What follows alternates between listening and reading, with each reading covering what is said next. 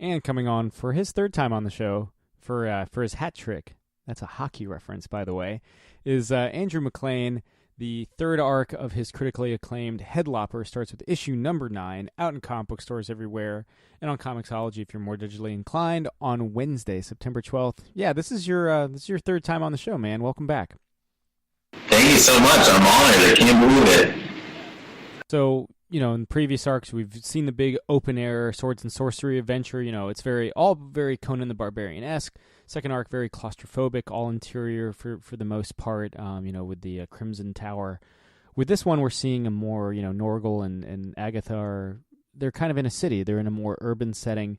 And it looks like there's there's foreshadowing that a war is coming.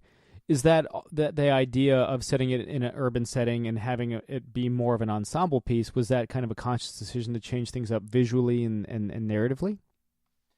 Yeah, exactly. Yeah, for those exact reasons. The first one I wanted to feel pretty traditional, and I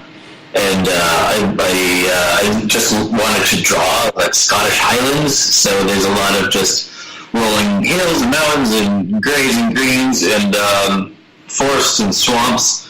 And so I did that, and so I wanted to visually be different. I wanted to I wanted to have kind of like for the second volume, I wanted it to be a little bit of like an elimination game, kind of like almost like video game setting, but also I wanted it to be kind of like surreal and trippy in a way. I wanted the freedom to like lean into the magic to be able to draw some like weird things for volume 2. And then you hit the nail on the head. For volume 3, I wanted to put it in. I hadn't drawn a city yet in this, like a real city in this universe, and we haven't seen any war. So I want to try to see what that would be. Armies breaking against walls and all that. I love all that kind of like, castle wall warfare kind of shit. So, rendering a cast of literal hundreds in this upcoming story, is that intimidating for you as an artist? But to bring that to life visually, these crowded action scenes? For me, it is. It depends on the artist. For me, I don't like drawing. I don't like drawing crowds. It's just a lot of like on the fly character design to come up with. My brain gets so tired doing that.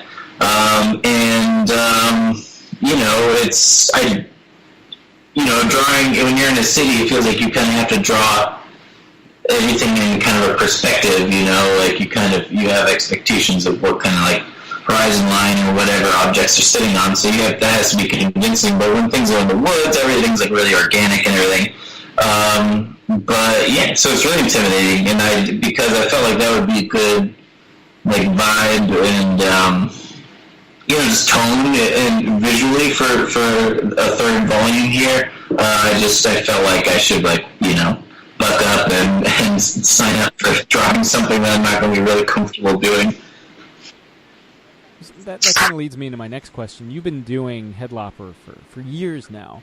What is it that keeps it fresh for you? What makes you want to come back for more as a storyteller? What keeps you invested into these characters and in this world? I guess I always just imagined it that way. Most of those kind of stories that I've kind of come up with along the way, whether I haven't made anything with them, whether it was Apocalyptic Girl or I pitched them and it never went anywhere or something, they're usually kind of like a one and done kind of finite storyline. But Headlopper's the only thing I think maybe with the exception of another thing, but it might be the only thing that I've come up with that's I always imagined being this kind of ongoing thing. And I love how the kind of like, old school pulpy fantasy stuff, the adventures are really kind of independent of each other in some fashion, with the Conan or the, Fafhrd and the Grey Mouser stuff. You start a new story and you don't have any idea what city they're going to be in, if they're going to make mention of adventures they've had in the past or not.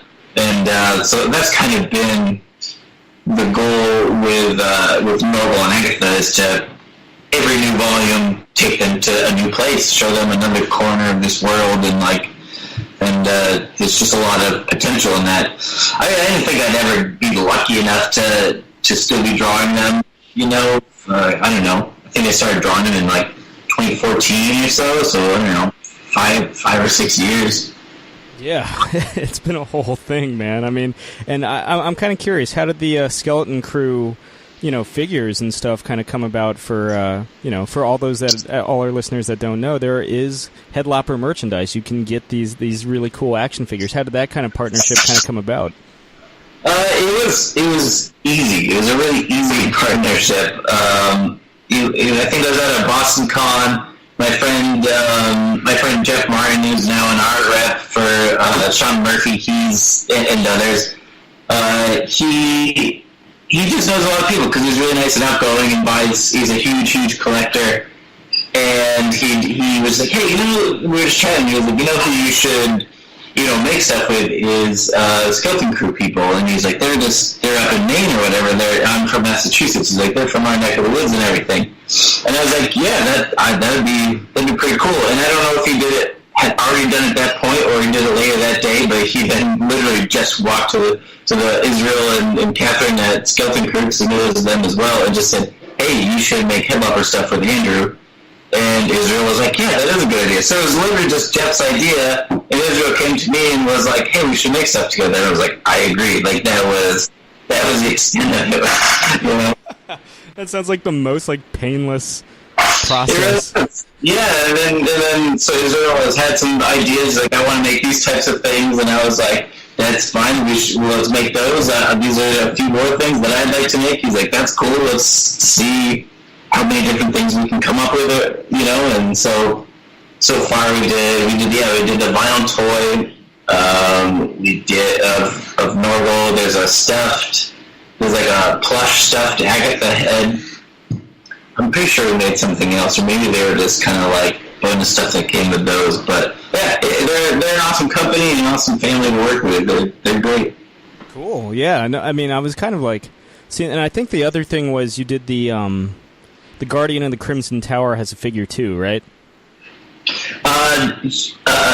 Yeah, Berserker will have a figure. We've started, I actually haven't even seen the first pass out of Sculpt yet, but that's the plan anyway. There's nothing set in stone, but the plan is to do a Berserker vinyl toy that'll be the same kind of dimensions as the normal was, so they can stand next to each other. They'll be about the same height. I think Berserker, because there's some spikes off the top of the design, will have a little bit of height on normal, but they're pretty close. Now, speaking of, to kind of bring it back to the comic a bit, the opening, without again going into spoilerific detail, you kind of have a bit of a kind of a flashback, and it almost presents Norgal almost as a horror figure, right? Almost like a slasher. And I was wondering, across this third arc, are you going to play with time a bit more, kind of see more of that past, or is that just kind of the big glimpse that we get right there? Yeah, we'll see more. Each volume, you'll see basically the beheading of Agatha. You'll see the origin event. You'll see it in 3 different point of views. So the first one we open up with in issue 9, we open up with Agatha's point of view of her in quotes killing, and because it's Agatha. And also because it just was a chaotic event, it probably reads really just all over the place, and so, yeah, Norgal kind of comes up out of nowhere, and from Agatha's point of view, yeah, he is just this killing machine that didn't, you don't know, she doesn't know why he's there, she seems to know what the kind of point of the event she was at, the big kind of magical, seance or whatever, I don't know what to call it. And but Norgal wasn't expected, So yeah, going forward, we'll see it from another character's point of view, and we'll see it from Norgal's point of view, and we'll understand why it makes sense to tell that kind of origin in the third arc. It's not just.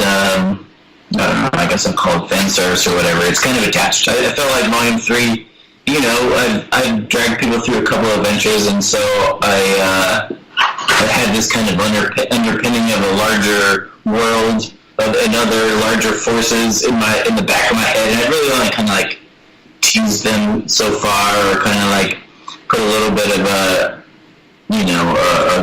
trail of crumbs along the way. But I'm kind of where it's the third volume, so I felt like we should make it a big volume at this point and kind of open it up a little further and give readers maybe a little bit, just a pinch more direction of what they can hope to see going forward. I was always kind of surprised that these volumes, I mean, they're standalone, but there's enough threads between each arc where you're like, oh, there's a little something there, like the Crimson Tower itself is briefly referenced in this first issue. The start of the Crimson Tower arc kind of picks off, I don't want to say like directly after Arc 1, because there could have been a whole mess of adventures between the end of Arc 1 and the beginning of Arc 2, but there are those kind of thematic threads at the same time. Yeah, in my mind, there's a little bit of time between each arc. So far there is. In between Volume 1 and Volume 2, Zania and Norgal were aboard this kind of pirate ship, and they had saved this group of girls that were all in my mind. Sometimes there's much more information ahead that goes into the book. So in my mind, they delivered these sisters to their home that they had kind of been kidnapped from, and Zoe was one of those sisters that was saved at the end of Volume 1, and she kind of was really grateful to Zania for saving her and her sisters, and so kind of devoted her, the rest of her life to protecting her and just kind of being her disciple. And so, yes, I mean, they would have had to travel across, like, some pretty big seas or oceans, so I figured there could have been a year or two between Volume 1 and Volume 2. Any number of adventures could have happened. In between Volume 2 and 3, I imagine I pictured Norgal and Agatha going on a kind of little bit of a monster-killing rampage. I think one of the new bad guy kind of characters makes brief mention of that in issue 9. But yeah, I mean, at some point, if I'm lucky enough to be making this years down the road, I'd love to like decide what those little kind of like adventures were. But for the time being, they're not quite as important. Sure, they're kind of like side stories or interstitial stories. Yeah. I mean, and it's kind of like they're in that snowy, because they're like in a tropical setting, right, at the end for almost all of the Crimson Tower, and suddenly they're in this kind of like God of War 4 or whatever God of War it is now, like in the like more Norse setting at the beginning of this third arc. Yeah, Norgal's been kind of like he's been trying to get into the city of Venoria. But with their magic band and Agatha being a talking head, he hasn't been successful. So they've been kind of camping out and living a very kind of like meager life, trying to get by, like in the mountains, And I think they've been there for a while, a couple months. Agatha's clearly tired of being there. Norgal's grumpy. Grumpier. Yeah, grumpier, I guess. Yeah. Now, Andrew, I have to ask, because if there's one thematic thread through our kind of three conversations, it's heavy metal with undertones of The Legend of Zelda. The last time you were on, I recommended the Scandinavian Viking metal band Enslaved. I don't know if you got the chance to check them out. Oh yeah, I did check out Enslaved, and I listened to them for a little while. It's been a little bit, but yeah, I remember liking them, and they've popped up on like Pandora stations a few times along the way as well. Yeah. What are you kind of listening to like now, both as you work on the book and just in general? I just found I've been a big fan of the band Symphony X for a long time. One of the few bands I've loved since I was, in high school, I guess. And they recently said that they had no plans to make any more albums, but the kind of band leader, guitarist, songwriter, uber genius of the band, Michael Romeo, he just put out a solo album, and so I figured it was going to be this kind of like guitarist virtuoso thing, but it's not. I don't know if he does the vocals on it or anything. I don't know who the band is comprised of at this point, but the Michael Romeo solo album is just a really solid album. I mean, it's super good. It's everything that you kind of want from a Symphony X album, but with like different vocals that are still as impressive and well written as any Symphony X album has been along the way. I will have to check it out. So with this arc, this is the second arc that you're working with Jordi Belair on colors. I was wondering, with a different setting, how is it? I know obviously she's one of the best in the game, double 2-time Eisner Award winner and all that. But yeah, I'm wondering, like here you are, like working on your 5th supersized issue together. How the collaborative process has been between you two? It's great. I love working with Jordi. I was a little. Excuse me.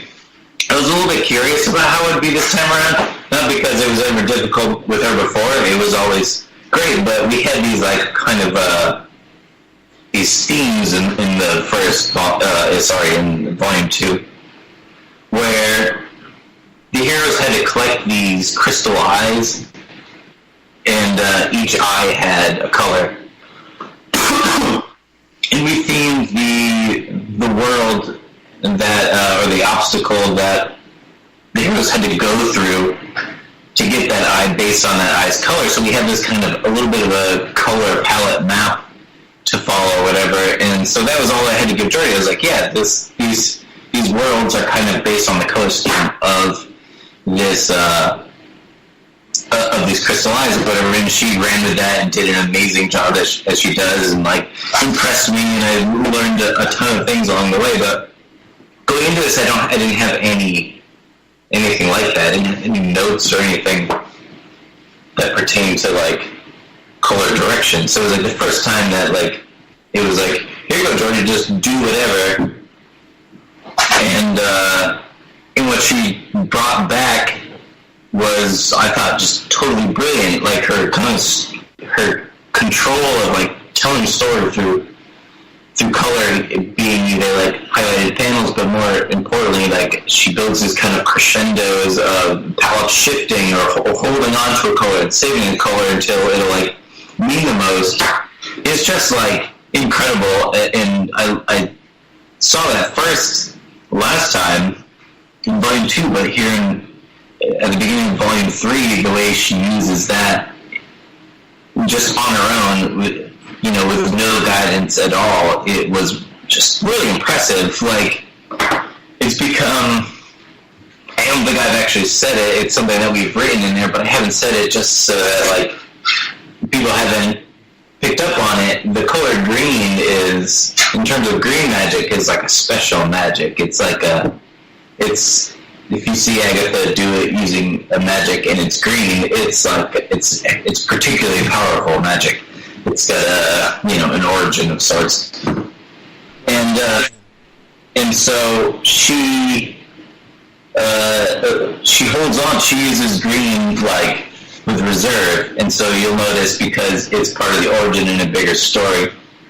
The flashback in this in volume 9 is she just leaned on the green more and more heavily as we move through the flashback. And all of this like magic explosion, and all the characters are all casting these shades of green up until the point where, by the time you get up to kind of like the pinnacle of that flashback, that like kind of crescendo, everything's just green. It's just, and that's Jordi. Like, she has that kind of foresight, like either reading the script or looking at my art, and she can say, I can see where this is going. You can see where you're like trying to lead the reader, and she's like, I can piggyback on that and like rather than, like, she could just color things and make them look nice, but she goes out of her way to really try to be a part of, like, telling the story. And until I worked with her, I never really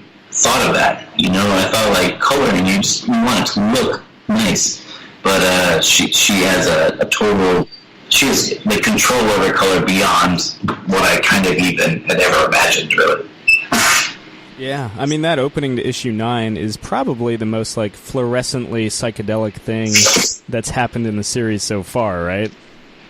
I think so, yeah. She was really nervous about it. She, like, I came up with this idea for the flashback, like, I just ran with it, and I almost held back, and then I said, no, like, I'll show it to him. And I instantly was like, yes, that's perfect and cooler and better than I imagined or even hoped for. Now, something I didn't notice, and I'm kind of, like, embarrassed because here we are 9 issues deep, and this is the third time you've been on. It's your wife that does the design and lettering, right?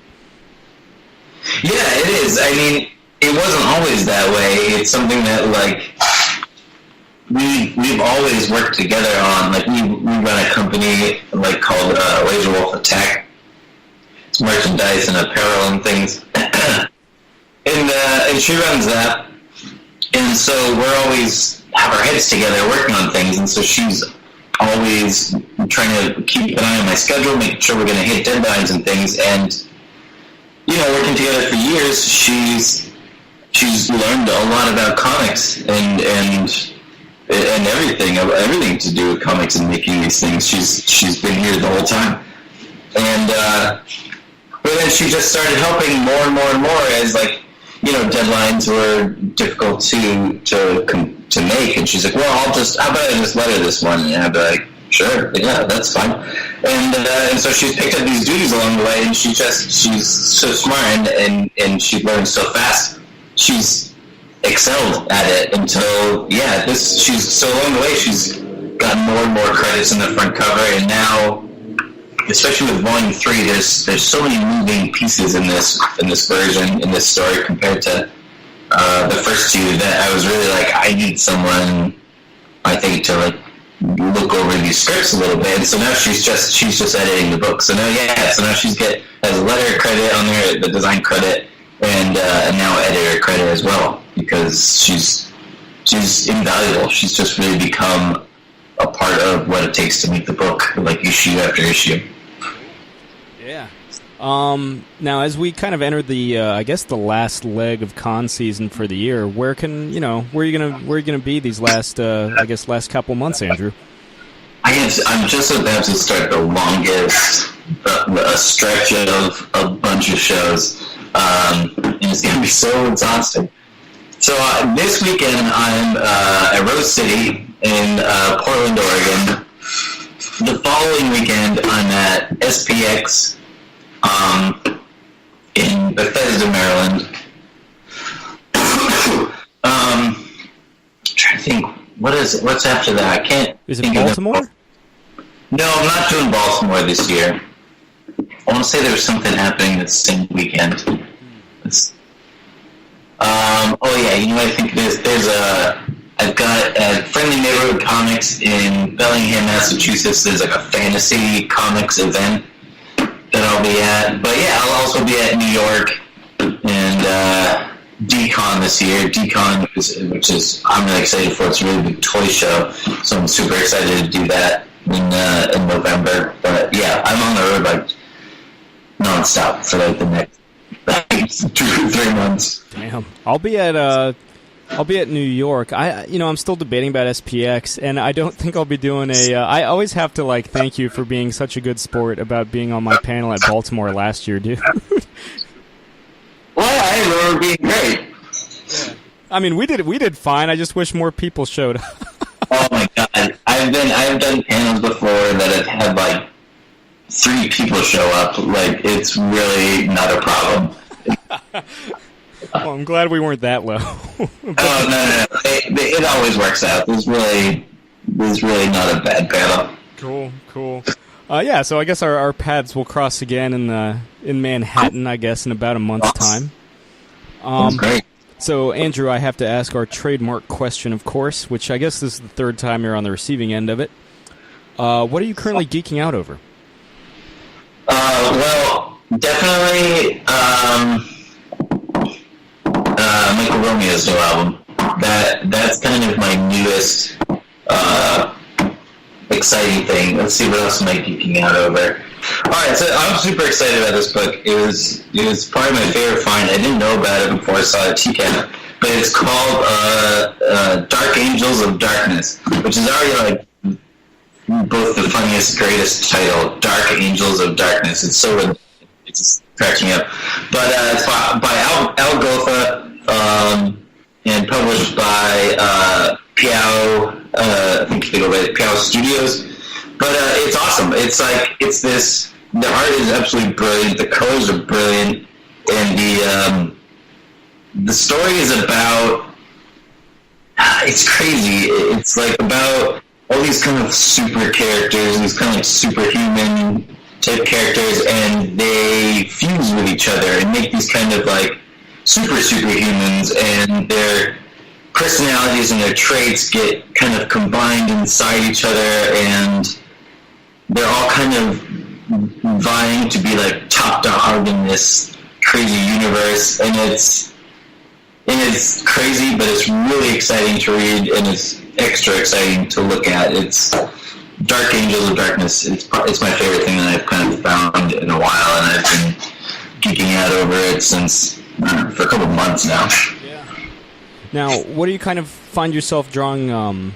Because I remember, Zelda played a huge role in Crimson Tower. Of course, Conan is always kind of there somewhere in the DNA of Headlopper. What do you think is the biggest influence narratively on Volume 3? I think it's the number one influence is probably Hayao Miyazaki on this one.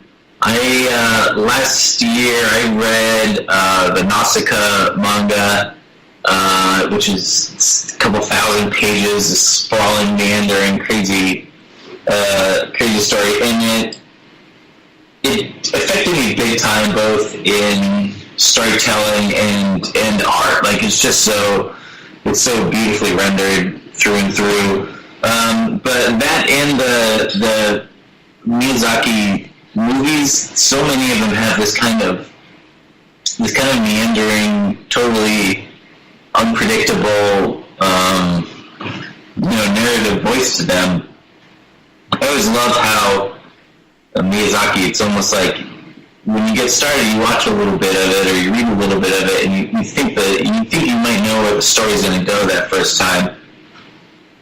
And pretty much anything can just jump in out of nowhere and surprise you and derail you, and the character you think is the most important character might not be that important after all. And it's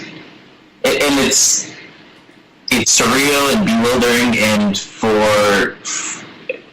I think that Volume 3 has that kind of thing. There's just all these, it's this weird, Volume 3 is going to be this kind of like over-the-top moving parts kind of thing where one character, they do a thing and they didn't know, but that thing will affect the outcome for another character whose outcome will affect another character's, storyline, and then all the characters kind of interact with each other, then they're alone for a little while, and then they get into trouble with this character, and so it's like all these kind of characters running into each other over and over again in different kind of scenarios along the story, and which is a big part of why I felt like we needed an editor this time.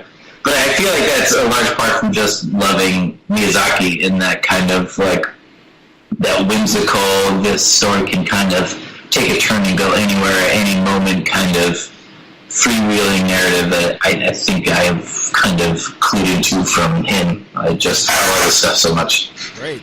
I mean, one of my favorites is like Princess Mononoke, and that's all over Princess Mononoke. Yeah, right. It's all over the place. I love that stuff. I'll joke if I'm talking a little bit about Miyazaki, but there's always some moment that like you're reminded shit could pop off anywhere, anytime, in any fashion. You won't see it. And for me, like, Spirited Away, and a lot of people, it's that moment you see, the parents turn into pigs. You're just like, oh, what the hell? And they're gross, big, gross, like, realistic-looking pigs.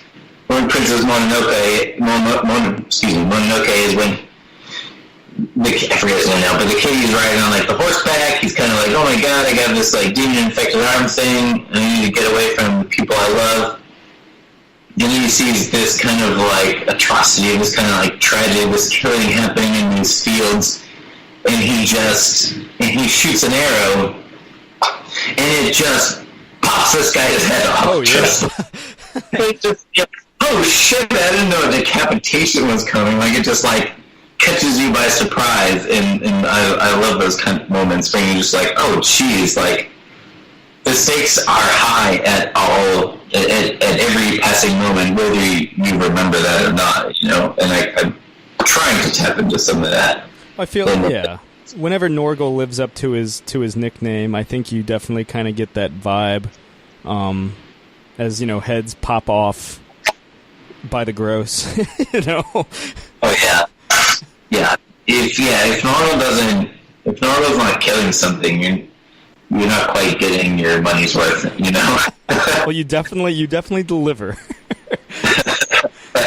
So, before I return you to the wilds of New England, what can we, is there anything you can tease in the next couple issues of this third arc of Headlopper? Well, I'd say that you're going to see in more detail the kind of origin of Norgal and Agatha. They're kind of meeting. The issue 9 is not just a tease. It's like I'm gonna give you the whole thing, and really it kind of solidifies a way forward for our heroes. I wanted Volume 3 to be kind of like a, this would complete, like, for example, say a trilogy. I think of it as like, this completes a trilogy that would be like the first act to, I don't know, whatever is their kind of complete story. So for me, I really wanted it to kind of be a little bit of a turning point where those readers who have read it since Volume 1, they get a reward of being like, yeah, like it's going somewhere. I'm not just getting these kind of one-off adventures. I want it to feel like one-off adventures, but I want to, for people who come back again and again, like, it'll make it be more interesting if it's got a place to go. So I'm like, maybe 3 volumes in is time to lean more into that. And so if you end up digging the large world of Headlopper, I'm gonna try to, like, head in that direction, It's the more world building story. Yeah, it's like, each volume kind of zooms out just a little bit, This one, I think, zooms out a little bit further than Volume 1 to Volume 2, you know what I mean? Like, 2 to 3 is a further zoom out. You see more world by the end of it. Right. Well, again, Arc 3 starts with issue 9 out in comic book stores everywhere on Wednesday, September 12th, and on Comixology. Also, get those first 2 volumes and check out Skeleton Crew for Headlopper tie-in merchandise. Andrew, thanks again for coming on the show, man. Thanks for having me, Sam. It was good talking to you, dude. This has been another Geek Out production. If you enjoyed what you heard, hey, we've got a special episode every Friday. Of course, there's the usual catching up show every Wednesday. And you get book club episodes just about every Tuesday these days. Thanks for listening.